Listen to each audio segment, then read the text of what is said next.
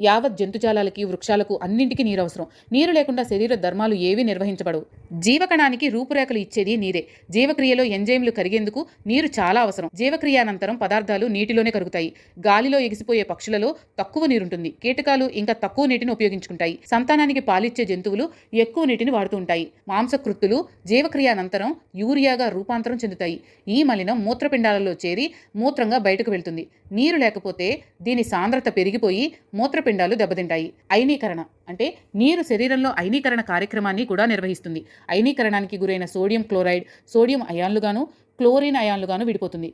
Sodium అయాన్లు ధన విద్యుదావేశాన్ని కలిగి ఉంటే, క్లోరిన్ అయాన్లు రుణ విద్యుదావేశాన్ని కలిగి ఉంటాయి. జీవకణాల బయటి పొరలు సంకోచించడానికి, వ్యాకోచించడానికి బయటి ద్రవాలు లోపలికి, లోపలి ద్రవాలు బయటికి ప్రవహించడానికి నీటిలో ఉండే అయానులే కారణం. కాల్షియం, మెగ్నీషియం, పొటాషియం, సోడియం అయాన్లు ఈ పని చేస్తాయి. కాల్షియం ఫాస్ఫేట్ నుండి ఎముకలు తయారవుతాయి. ఈ రసాయనిక చర్యలో నీటి ప్రాముఖ్యత ఎంతో ఉంది.